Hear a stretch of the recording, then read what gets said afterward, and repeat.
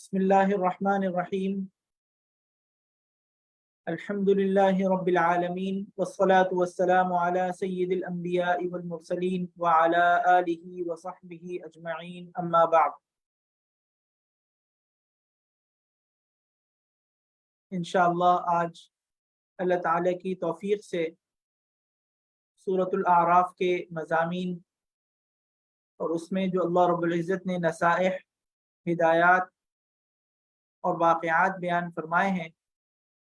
इंशाअल्लाह उसका खुलासा आप हज़रात की खिदमत में पेश किया जाएगा। अल्लाह ताला से दुआ है कि कुरान करीम का हमें फ़हम नसीब फरमाए और उसके मुताबिक हमें अपने आमाल की इस्लाह करने की तौफीक अता फरमाए, आमीन। सूरतुल आराफ का आगाज़ अल्लाह रब्बुल इज़्ज़त ने सूरतुल आराफ मजमूई तौर पर मक्की सूरत कहलाती है और कुरान करीम की इस सूरत के अंदर अल्लाह रब्बुल इज़्ज़त ने वही मज़ामीन मुकर्रर और तकरार के साथ बयान फरमाए हैं जो अल्लाह रब्बुल इज़्ज़त ने मक्की सूरतों में मुशरिकीन मक्का को हिदायत की तरफ मुतवज्जे करने के लिए बयान फरमाए हैं। उन मज़ामीन का इस सूरत के अंदर अल्लाह रब्बुल इज़्ज़त ने तकरार फरमाया है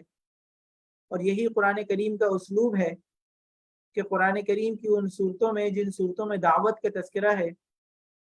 उन सूरतों के अंदर तौहीद, रिसालत, नबी अकरम सल्लल्लाहु अलैहि वसल्लम की नबी बनाए जाने से मुताल्लिक़ दलाइल, कुरान करीम की हक़्क़ानियत के ऊपर दलाइल, अल्लाह रब्बुल इज़्ज़त की तरफ से जो यौम जज़ा मुकर्रर किया गया है उसके अक़ीदे यानी आखिरत के ऊपर यकीन रखने के दलाइल अल्लाह रब्बुल इज़्ज़त ने मिसालों के साथ, दलाइल के साथ इस मज़मून को मक्की सूरतों में बार बार बयान फरमाया है। और यकीनन ये एक ऐसा मज़मून है कि इसको बार बार याद दिलाने की ज़रूरत है। ये एक ऐसा उन्वान है कि इससे मुताल्लिक़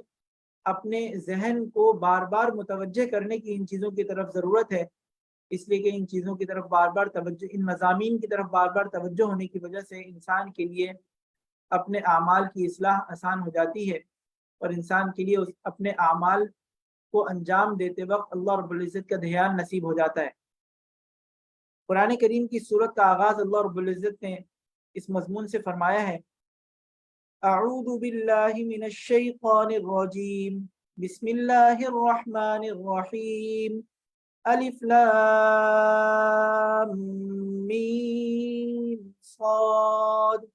किताबुन उन्ज़िला इलैका फला यकुन फी सदरिका हरजुम मिन्हु लितुन्ज़िरा बिही व ज़िक्रा लिल मुमिनीन, इत्तबिउ मा उन्ज़िला इलैकुम मिन रब्बिकुम वला तत्तबिउ मिन दूनिही औलिया क़लीलन मा तज़क्करून। अलिफ लाम मीम साद, ए पैगंबर ये किताब है जो तुम पर इसलिए उतारी गई है ताकि तुम इसके जरिए लोगों को होशियार करो, लोगों को मुतवज्जे करो। लिहाजा इसकी वजह से तुम्हारे दिल में कोई परेशानी नहीं होनी चाहिए, तंगी नहीं होनी चाहिए। और मोमिनीन के लिए ये कुरान करीम, ये किताब एक नसीहत का पैगाम है। लोगों, ये जो किताब तुम पर तुम्हारे परवरदिगार की तरफ से उतारी गई है, इसकी इत्तिबा करो, इसके पीछे चलो और अपने परवरदिगार को छोड़कर दूसरे मन घड़त सरपरस्तों के पीछे न चलो, मगर तुम लोग नसीहत कम ही मानते हो। कुरान करीम की इस सूरत का आगाज़ अल्लाह रब्बुल इज़्ज़त ने इस मज़मून से फरमाया है कि अल्लाह रब्बुल इज़्ज़त की तरफ से नाजिल कर दी किताब बरहक है।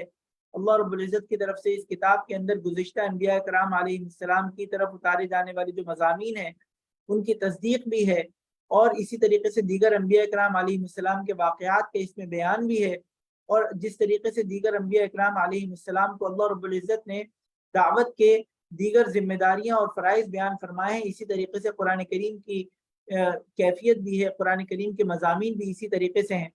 इसी के साथ साथ कुरान करीम की इस आयत के अंदर अल्लाह रब्बुल इज़्ज़त ने ये बात भी बयान फरमाई कि नबी अकरम सल्लल्लाहु अलैहि वसल्लम की जिम्मेदारी यह है कि नबी अकरम सल्लल्लाहु अलैहि वसल्लम इस कुरान करीम के अहकामात की तालीम पहुँचा दें। लेकिन चूँकि नबी अकरम सल्लल्लाहु अलैहि वसल्लम के क़ल्ब अतहर के ऊपर इस बात का ज़्यादा असर रहता था कि लोग दीन की इस दावत को कबूल क्यों नहीं कर रहे, تو اللہ تعالیٰ کی طرف سے یہ بات بیان فرما دی گئی کہ لوگوں کو ہدایت تک لانا یہ اللہ تعالیٰ کا کام ہے، آپ کے ذمہ یہ ہے کہ آپ لوگوں تک حق بات پہنچا دیں، لوگوں کو متوجہ کر دیں، لوگوں کو تنبیہ کر دیں، متنبہ کر دیں۔ جب آپ لوگوں کو تنبیہ کر دیں گے تو اس تنبیہ کے مکمل ہونے کے بعد، اس انذار کے مکمل ہونے کے بعد، ڈرانے کی اس عمل کے مکمل ہونے کے بعد، تبلیغ کے اس عمل کے مکمل ہونے کے بعد، جن لوگوں کے دل کے اندر حق بات کی طلب ہوگی، اللہ رب العزت ان کو ہدایت کا راستہ عطا فرما دیں گے۔ یہی ایک داعی کا کام ہے، یہی نبی اکرم صلی اللہ علیہ وسلم کی ذمہ داری ہے۔ چنانچہ نبی اکرم صلی اللہ علیہ وسلم کی اس کیفیت کو قرآن کریم کی دیگر مقامات کے اوپر بھی اللہ رب العزت نے بیان فرمایا۔ تو قرآن کریم کی اس صورت کے اندر اللہ رب العزت نے اس کتاب کے برحق ہونے کے دلائل بھی بیان فرمائے۔ اسی طریقے سے قرآن کریم کی اس صورت کے اندر اللہ رب العزت نے حضرت آدم علیہ السلام کے واقعے کو بھی بیان فرمایا ہے، جو کہ حضرت آدم علیہ السلام کا واقعہ اس سے پہلے بھی سورۃ البقرہ کے اندر اللہ رب العزت نے بیان فرمایا ہے۔ چنانچہ اس کا جو خلاصہ ہے وہ یہ ہے کہ اللہ رب العزت نے حضرت آدم علیہ السلام کو پیدا فرمایا، اور حضرت آدم علیہ السلام کی پیدائش کے بعد حضرت آدم علیہ السلام کا فرشتوں کے سامنے ایک امتحان ہوا، اور فرشتے ان سوالات کے جوابات نہیں دے سکے۔ حضرت آدم علیہ السلام کی فضیلت اور حضرت آدم علیہ السلام کی افضلیت تمام فرشتوں کے سامنے بیان فرمائی گئی، اور اس افضلیت کو بیان فرمانے کے بعد تمام لوگوں کو بشمول ابلیس اس بات کا حکم ہوا، تمام فرشتوں بشمول ابلیس اس بات کا حکم ہوا کہ حضرت آدم علیہ السلام کو تعظیم کے لیے تعظیماً سجدہ کیا جائے۔ ابلیس نے اس کا انکار کیا۔ اس موقع کے اوپر اس نے کہا کہ اللہ تعالیٰ کی خدمت میں یہ بات عرض کی کہ آپ نے مجھے آگ سے پیدا کیا اور اس کو مٹی سے پیدا کیا، لہٰذا میں ان سے افضل ہوں، حضرت آدم علیہ السلام سے، لہٰذا میں سجدہ نہیں کروں گا۔ تو اس نے تکبر کی وجہ سے انکار کیا، اللہ تعالیٰ کے حکم کی نافرمانی کی، اور اللہ تعالیٰ کے حکم کی نافرمانی کرنے کے بعد اس جرم کی وجہ سے، اس غلطی کی وجہ سے، اس تکبر کی اس غلطی کی وجہ سے ہمیشہ ہمیشہ کے لیے اللہ رب العزت کی بارگاہ سے اس کو مردود قرار دے دیا گیا۔ اس اللہ تعالیٰ کی بارگاہ اس کو ہمیشہ ہمیشہ کے لیے رحمت سے محروم اور ملعون قرار دے دیا گیا۔ تو یہ واقعہ اللہ رب العزت نے قرآن کریم کی ان آیات کے اندر دوبارہ تکرار کے ساتھ بیان فرمایا ہے، اور اس مقام کے اوپر اللہ رب العزت نے وہ دعا جو حضرت آدم علیہ السلام کو اللہ تعالیٰ نے تلقین فرمائی، سکھائی، وہ دعا بھی اللہ رب العزت نے قرآن کریم کی ان آیات کے اندر بیان فرمائی ہے، جو یہ ہے ربنا ظلمنا انفسنا وَإِن لَّمْ تَغْفِرْ لَنَا وَتَرْحَمْنَا لَنَكُونَنَّ مِنَ الْخَاسِرِينَ۔ حضرت آدم علیہ السلام اور بی بی حوا ان دونوں نے یہ اللہ تعالیٰ سے دعا مانگی، اے ہمارے پروردگار، ہم اپنی جانوں پر ظلم کر گزرے ہیں، اگر آپ نے ہمیں معاف نہیں فرمایا اور ہم پر رحم نہ فرمایا تو یقیناً ہم نامراد لوگوں میں شامل ہو جائیں گے۔ قرآن کریم کے اندر اللہ رب العزت نے آیات بیان فرمائی ہے، اور در حقیقت جیسے کہ اس سے پہلے بھی جب یہ واقعہ آیا تھا تو یہ اس کی تشریح عرض کی گئی تھی کہ در حقیقت اس میں رہتی دنیا تک آنے والے مؤمنین کے لیے اس میں عظیم سبق ہے کہ انسان سے اس دنیا کے اندر غلطی ہو سکتی ہے۔ اللہ رب العزت کی طرف سے یہ ایک عملی، ایک پریکٹیکل اللہ تعالیٰ کی طرف سے حضرت آدم علیہ السلام کے لیے کرایا گیا کہ ایک ایسا شخص، ایک ایسا مومن، ایک ایسا متبع سنت، صراط مستقیم کی پیروی کرنے والے شخص سے بھی غلطی ہو سکتی ہے، لیکن اس کے لیے ہدایت یہ ہے کہ جیسے ہی اس سے غلطی سرزد ہو جائے تو غلطی سرزد ہونے کے بعد وہ فوراً اللہ رب العزت سے توبہ کر لے، فوراً اللہ رب العزت سے معافی مانگ لے، اور اس گمراہی اور اس غلطی کو چھوڑ کر راہ ہدایت کی طرف آ جائے۔ یہ اللہ رب العزت کی طرف سے ایک تلقین ہے، ہدایت ہے۔ بار بار قرآن کریم کی میں اس واقعے کا تکرار فرمایا گیا ہے، اور اللہ رب العزت نے یہ بات فرمائی کہ حضرت آدم علیہ السلام نے قصداً، جان بوجھ کر اللہ تعالیٰ کی نافرمانی کے لیے عمل نہیں کیا تھا، بلکہ شیطان نے ان کو اس انداز میں بہکایا، جیسا کہ قرآن کریم کی آیات میں موجود ہے، اس انداز میں بہکایا کہ ان کو یہ محسوس ہوا کہ اب وہ یہ حکم جو اللہ رب العزت کی طرف سے ہے کہ اس درخت سے کھانا، اس درخت کا پھل کھانے سے جو ممانعات ہے، ان کو یہ ایسا گمان ہوا، ان کو یہ ایسا اندازہ ہو گیا شیطان کے بہکانے کی وجہ سے کہ شاید یہ حکم اب ان کے لیے متوجہ نہیں رہا، اب یہ حکم ان کے لیے باقی نہیں رہا، چونکہ یہ ان کی یہ ایک ایسی شیطان کے بہکانے کی وجہ سے یہ کیفیت ان کی پیدا ہو گئی تھی۔ تو اس کیفیت کے پیدا ہونے کی وجہ سے مفسرین اکرام رحمہ اللہ نے اس کے لیے جو الفاظ استعمال فرمائے ہیں کہ حضرت آدم علیہ السلام کی سے جو یہ کوتاہی اور یہ غلطی ہوئی تھی، ایک ان کی اجتہادی غلطی تھی، اور اجتہادی غلطی کا مطلب یہ ہے کہ وہ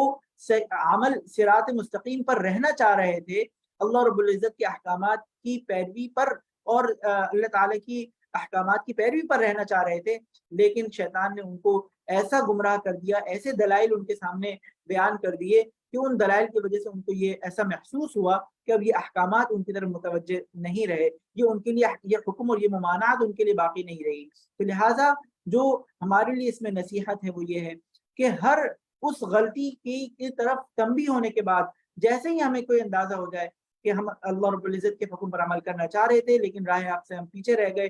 اس حکم کے اندر ہم سے کوتاہی ہو گئی، فوراً ہم توبہ کر لیں، فوراً استغفار کر لیں۔ قرآن کریم کی ان آیات کے اندر اللہ رب العزت نے اپنے بندوں کے اوپر اللہ تعالیٰ نے اپنے انعامات کے تذکرہ فرمایا ہے، اور ان انعامات کے تذکرے کے ساتھ ساتھ اللہ رب العزت نے چونکہ حضرت آدم علیہ السلام کا واقعہ بیان ہوا، اس واقعے کے اندر جو بات کہی گئی تھی، فرمائی گئی تھی، وہ یہ فرمائی گئی تھی کہ اس درخت کا پھل کھا لینے کی وجہ سے اثر یہ ہوا کہ جو جنت کی جو پوشاک ہے وہ ان سے سلب کر لی گئی، اور اس پوشاک کے سلب کرنے کے فوراً بعد اللہ رب العزت نے فرمایا کہ اے بنی آدم، ہم نے تمہارے لیے اس دنیا کے اندر لباس اتارا ہے، قد انزلنا علیکم لباسا یواری، کہ ایک آدم کے بیٹوں اور بیٹیوں ہم نے تمہارے لیے لباس نازل کیا ہے جو تمہارے جسم کے ان حصوں کو چھپا سکے جس کا کھولنا برا ہے، اور جن اعضاء کو چھپانا لازم ہے اس کے لیے تم لباس استعمال کر سکتے ہو۔ قرآن کریم کا اسلوب دیکھیے کہ اللہ رب العزت ان نعمتوں کا جہاں پہ بیان فرما رہے ہیں کہ وہ نعمتیں جو انسان کے لیے اس دنیا کے اندر خوشنما اور زینت کا سبب ہیں۔ اب دیکھیے جو لباس ہے یہ انسان کے لیے زینت کا اظہار ہے، اس میں انسان ایسے لباس کو اختیار کرنا پسند کرتا ہے جس سے وہ دوسروں کے سامنے اچھا محسوس ہو سکے۔ بعض اوقات اس لباس کے اندر اگر غفلت ہو تو اس کے لیے اس میں خوشنما ہونے کے ساتھ ساتھ زیب و زینت کے ساتھ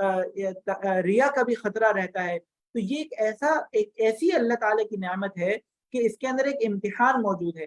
اس امتحان، اس نعمت کے اللہ رب العزت نے تذکرے کے فوراً ساتھ کتنی پیاری بات ارشاد فرمایا کہ وَلِبَاسُ التَّقْوَى ذَلِكَ خَيْرٌ، تقوی کا لباس زیادہ بہتر ہے تمہارے لیے۔ اس دنیا کا لباس جس طریقے سے تمہاری جسم کے ان حصوں کے چھپانے کا سبب ہے، یاد رکھو کہ اسی لباس کی نعمت کو تم سے استفادہ کرتے ہوئے، اس لباس کی اس نعمت کو اپنے لیے فائدے میں استعمال کرتے ہوئے یہ بات تمہیں ذہن نشین رہنی چاہیے کہ تقوی کا لباس زیادہ بہتر ہے۔ تقوی کون سا لباس ہے؟ ایسا احساس جو اللہ رب العزت کا ایسی معیار، ایسی کسوٹی، ایک ایسا استحضار جو انسان کو اللہ کی نافرمانی سے بچا سکے، ایسا استحضار جو انسان کو طاعات کے اوپر استقامت عطا کرے، نیکی کے اوپر استقامت عطا کرے، برائی سے بچنے میں انسان کا معین اور مددگار ہو۔ یہ تقوی کا جو لباس ہے یہ زیادہ بہتر ہے۔ یہ تقوی کا لباس جب انسان کو عطا ہو جاتا ہے تو انسان اس تقوی کے لباس کے لیے دیگر چیزوں سے بچتے ہوئے صراط مستقیم پر چلنا شروع ہو جاتا ہے۔ گزشتہ کل جب ہم نے حضرت ابراہیم علیہ السلام کا واقعہ پڑھا تھا تو دیکھیے حضرت ابراہیم علیہ السلام کی دعا کتنی پیاری ہے، ان صلاتی و نسکی و محیای و مماتی للہ رب العالمین، میری نماز، میری عبادات، میرا جینا، میرا مرنا سب اللہ کے لیے۔ یہ تقوی ہے کہ انسان کی زندگی کے تمام اعمال اللہ کی مرضی کے مطابق ہوں۔ اللہ رب العزت کو نے دیگر مقامات کے اوپر یہ بات بیان فرما دی ہے، ادخلوا فی السلم کافہ، دین میں پورے داخل ہو جاؤ۔ اللہ تعالیٰ کو اس دین کی پوری طریقے سے قبولیت اور دین کے اندر پورے طریقے سے عمل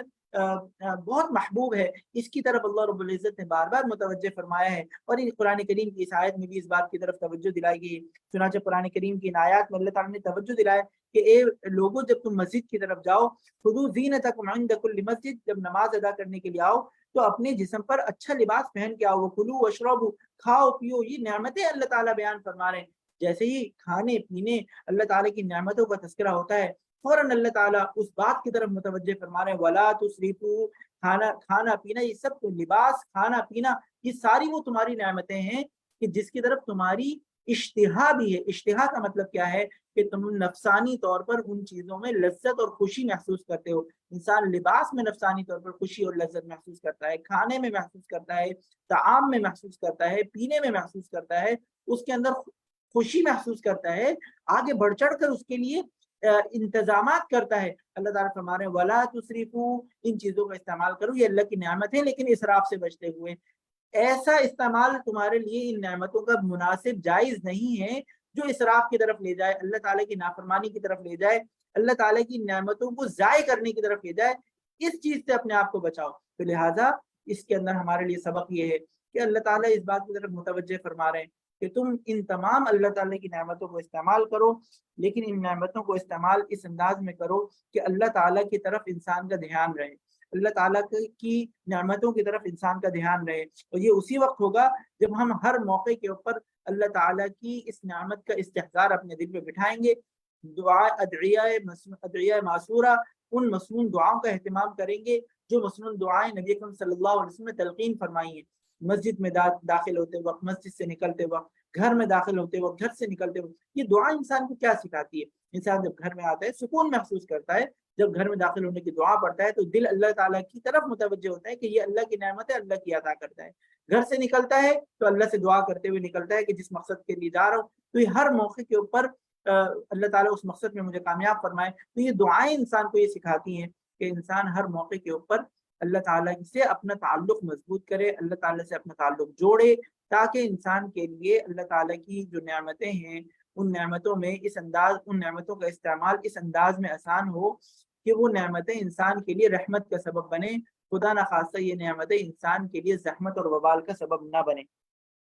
कुरान करीम की इन आयात के अंदर अल्लाह रब्बुल इज़्ज़त ने दुआ के भी आदाब बयान फरमाया उदउ रब्बकुम तज़र्रुअन व खुफिया, अपने रब से दुआ मांगो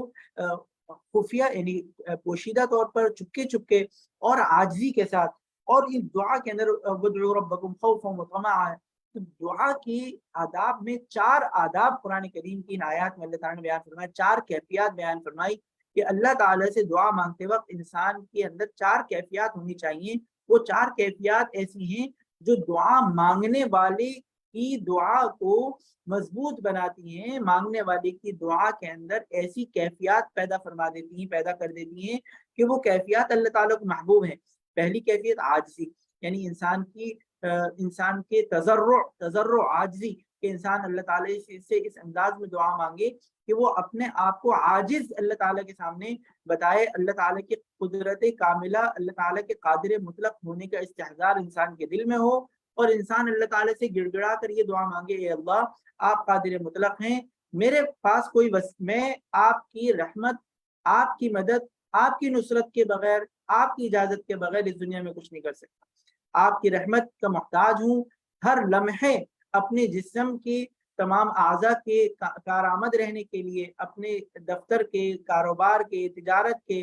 और अपने तमाम मामलात, नमाज की अदायगी, हर चीज़ के लिए ए अल्लाह मैं आपकी करोड़ों रहमतों का मोहताज हूँ। ए अल्लाह, तो तजर्रो इंसान की दुआ में होना चाहिए। दुआ करने वाले शख्स की कैफियत तजर्रो वाली होनी चाहिए, आजिज़ी वाली होनी चाहिए। दूसरी कैफियत कि दुआ में अल्लाह ताला को ये महबूब है कि इंसान चुपके चुपके मांगे, चुपके चुपके अल्लाह ताला से बातें करे, चुपके चुपके अल्लाह ताला से दुआएं मांगे और अल्लाह ताला से अपनी तमाम मामलात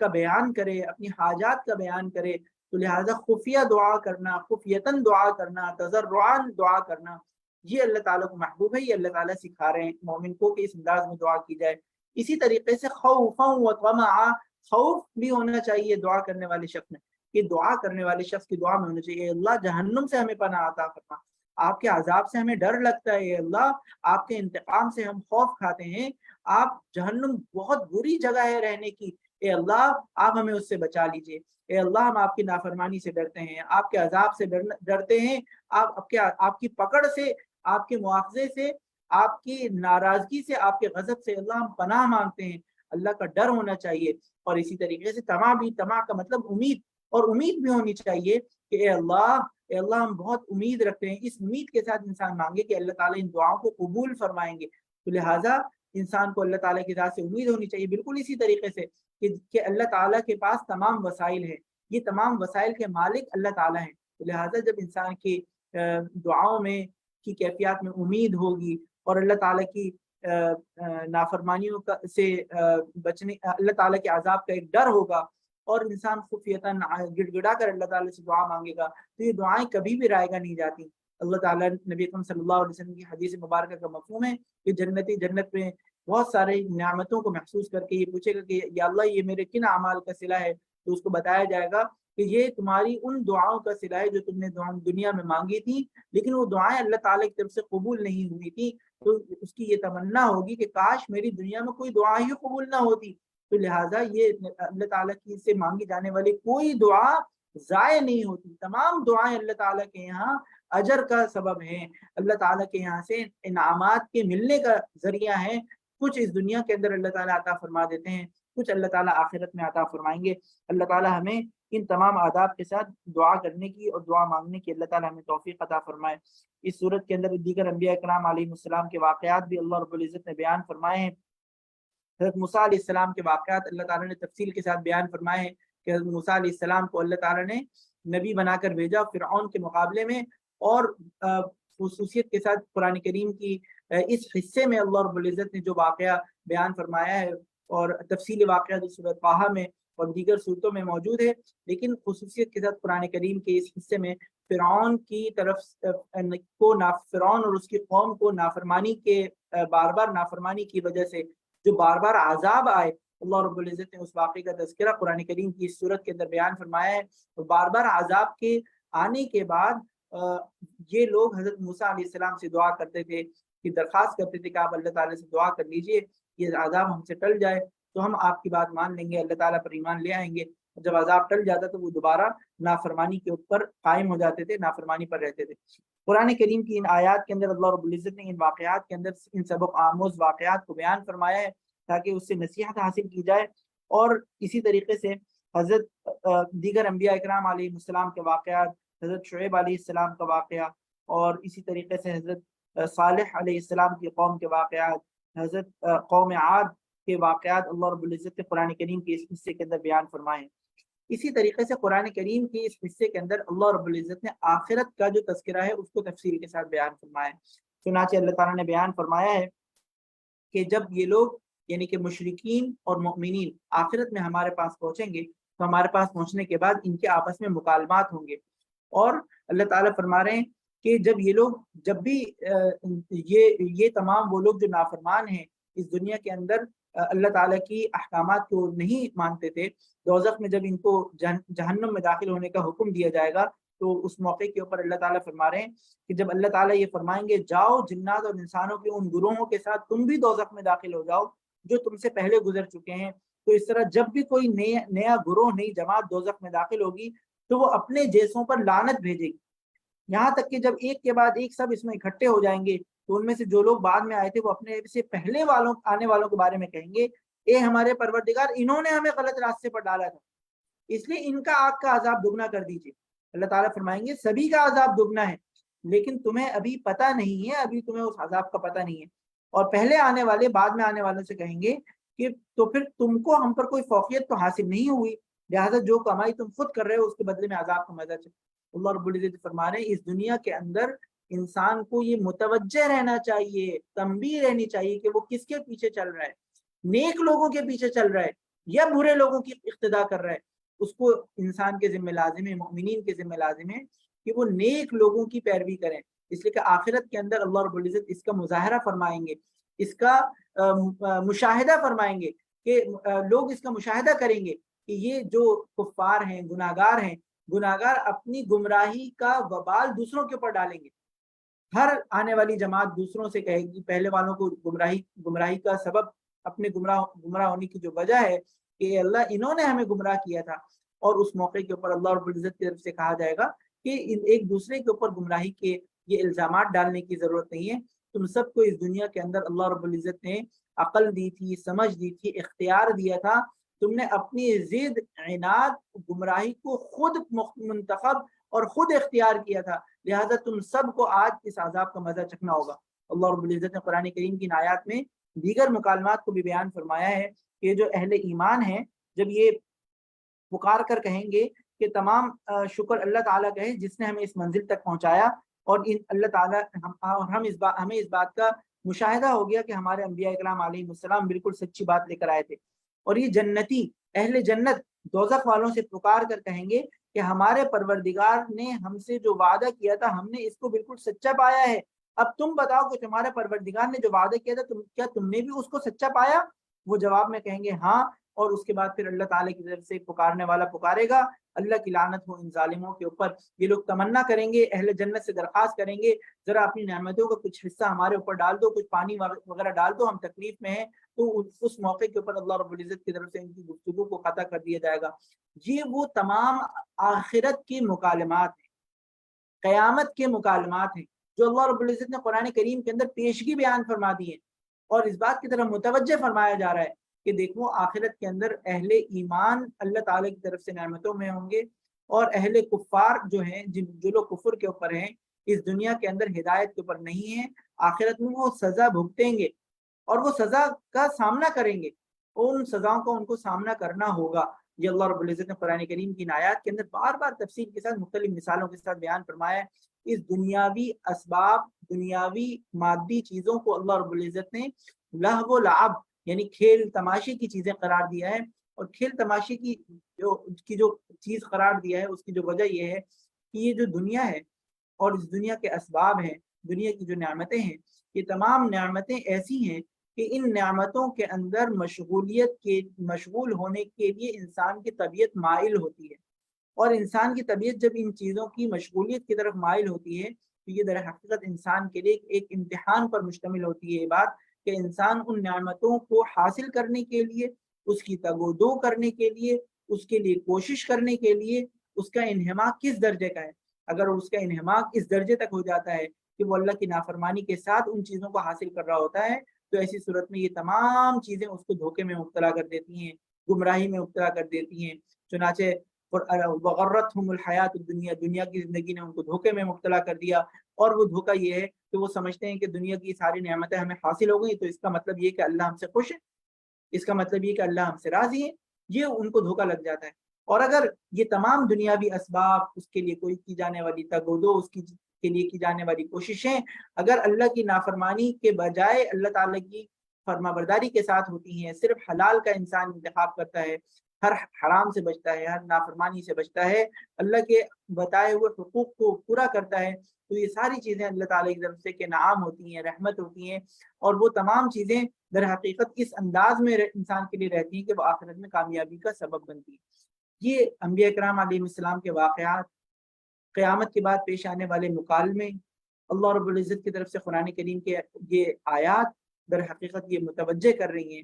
کہ انسان اپنے اندر اپنی مزاج، اپنی گفتگو، اپنی گفتار کے اندر تقوی کو اختیار کرے۔ جیسا کہ حضرت ابراہیم علیہ السلام کے جو آیات ہیں وہ ہم نے سنی تھی کہ میری نماز، قل ان صلاتی و نسکی و محیای و مماتی، گزشتہ صورت کے آخر میں اللہ تعالیٰ نے بیان فرمایا۔ میں قرآن کریم کی ان آیات کا ترجمہ آپ حضرات کے سامنے عرض کر دیتا ہوں